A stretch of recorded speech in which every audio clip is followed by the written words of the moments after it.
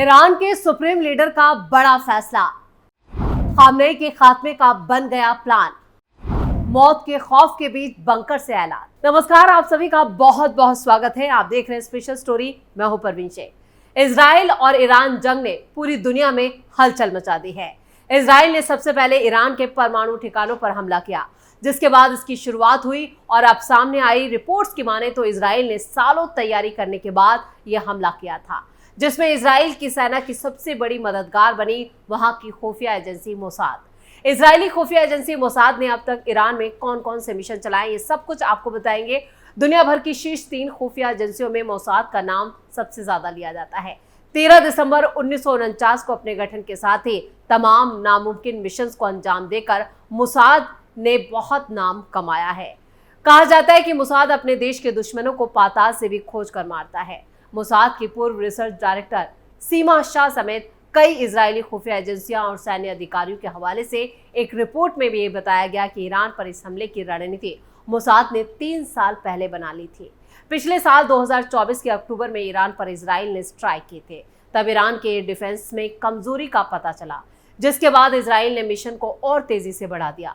Mossad ने पहले Iran में ड्रोन की घुसपैठ कराई, फिर आर्टिफिशियल इंटेलिजेंस की मदद से टारगेट चुने और डेटा प्रोसेस के जरिए यह तय किया कि कौन कौन टारगेट इजराइल के लिए खतरा है। ईरान के कई जनरल्स और साइंटिस्ट की मौजूदगी का सटीक आकलन कर हमले किए गए, जिसमें रिवोल्यूशनरी गार्ड के प्रमुख जनरल हुसैन सलामी, ईरानी सेना के chief of staff general Mohammad Bagheri और ईरानी मिसाइल कार्यक्रम के प्रमुख सहित 8 सीनियर अधिकारी, यानी अब तक 9 दिन की जंग में आपको बता दें कि इजराइल ने 35 ईरानी कमांडर्स को मार गिराया है। यानी चुन चुन कर टारगेट जो सेट किए गए थे वो पूरी तरह से कामयाब रहे। ईरानी अफसर की पत्नी के जरिए सेंध, ईरान के बड़े बड़े अफसरों के ठिकानों और सटीक मौजूदगी का पता इजराइल को यूं ही नहीं चल गया। उनके बीच मोसाद की एक महिला जासूस पिछले 2 साल से मौजूद थी। फ्रांसीसी मूल की कैथरी पेरेस शेकेड ने इस्लाम शिया कबूल कर लिया था और खुद को धार्मिक जिज्ञासु बताकर पहले ईरानी अफसरों की पत्नियों से दोस्ती बढ़ाई, फिर अफसरों के घरों में आने जाने लगी और रिश्तों में सेंध लगाकर अफसरों के बेडरूम तक पहुंच गई। कैथरीन ने अफसरों के ठिकानों की सटीक जानकारी मोसाद को भेजी, इसलिए जब इजराइल ने हमला किया तो हर निशाना सटीक था। इस हमले के बाद अफसरों के साथ की तस्वीरों में कैथरीन भी नजर आई, जो अब गायब है। कैमरे, अलार्म, डिसेबल, चुराए परमाणु दस्तावेज। मीडिया रिपोर्ट्स की माने तो इजराइल ईरान में जंग की जो कहानी है वो जनवरी 2018 में लिखी गई थी। जनवरी की एक रात मोसाद के एजेंट्स ने तेहरान के बाहरी इलाकों में एक खुफिया गोदाम में घुसकर ईरान के परमाणु दस्तावेज चुराए थे। ये दस्तावेज एक बड़े कमरे में रखे गए थे और 32 बड़ी बड़ी तिजोरियों में रखे थे, जिनकी ऊंचाई 2.7 मीटर थी और ये तिजोरियां वॉल्ट, 2 लेयर के मोटे लोहे के दरवाजे, अलार्म सिस्टम और कैमरे से लैस थी। मोसाद के एजेंटों ने कैमरे और अलार्म को पूरी तरह से बर्बाद कर दिया और तिजोरियों से तमाम फोल्डर, सीडी, ढेर सारी डीवीडी और कंप्यूटर डिस्क सब उड़ा लिए। रात में घुसकर सुबह 5 बजते बजते मोसाद के सभी एजेंट्स गोदाम से निकल चुके थे। मोसाद के एजेंट जो दस्तावेज चुराए थे उनमें 114 फोल्डरों में 55,000 से ज्यादा पन्ने थे। इनमें 8,500 पन्ने तो हाथ से लिखे गए थे। इजराइल ने फारसी में लिखे गए इन दस्तावेजों का ट्रांसलेशन कराया तो पता चला कि ईरान सालों से सीक्रेट न्यूक्लियर परमाणु योजना यानी कि सीक्रेट न्यूक्लियर प्लांट पर काम कर रहा है। इसके जरिए वो 10 किलोटन क्षमता के 5 परमाणु बम बनाना चाहता था। इसके बाद इजराइल के प्रधानमंत्री ने बाकायदा प्रेस कॉन्फ्रेंस कर दुनिया को इसकी जानकारी दी। ईरान के परमाणु कार्यक्रम को लगाया पलीता। साल 2020 में मोसाद ने ईरान में एक और मिशन को अंजाम दिया था। उसने ईरानी परमाणु प्रोग्राम के जनक साइंटिस्ट मोहसिन फखरीजादेह को बिना कोई एजेंट भेजे मार गिराया था। वैसे तो साइंटिस्ट मोहसिन फखरीजादेह सार्वजनिक रूप से दिखते नहीं थे। उनकी तस्वीर, इंटरव्यू और जो सार्वजनिक रूप से मौजूद भी नहीं था। खुफिया एजेंसियों का कहना था कि वो ईरान के प्रोजेक्ट अमद के अगवा थे, जिसके तहत 2000 के दशक में ईरान में परमाणु हथियार बनाने की कोशिश की गई। उनको ईरान के रॉबर्ट ओपनहाइमर तक की संख्या दी गई।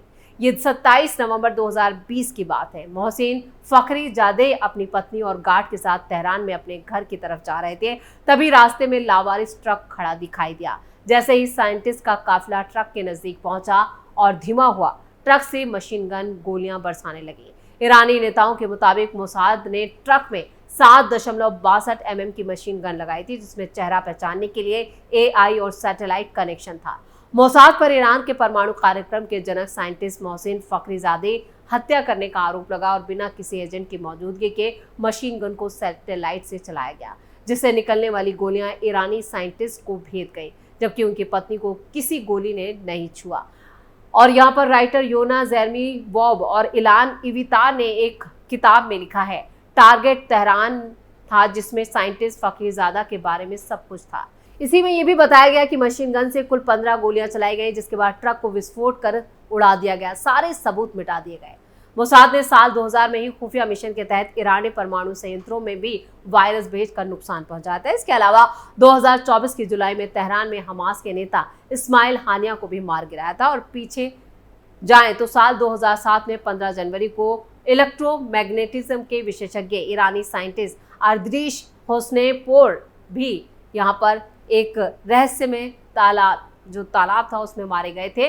और 12 जनवरी 2010 को ही क्वांटम में फिजिक्स के प्रोफेसर मसूद अली मोहम्मदी को बाइक में लगे बम के धमाके में मार गिराया गया था। 29 नवंबर 2010 को न्यूटन ट्रांसपोर्ट के एक्सपर्ट माजिद शहरियारी को कार में बम लगाकर उड़ा दिया गया था।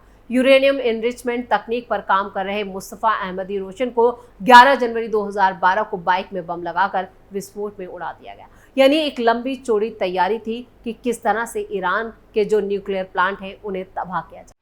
खामनेई का बंकर से बड़ा ऐलान। अब ईरान इस समय इजराइल के साथ जंग में हर मोर्चे पर डटा है और लगातार नुकसान झेल रहा है।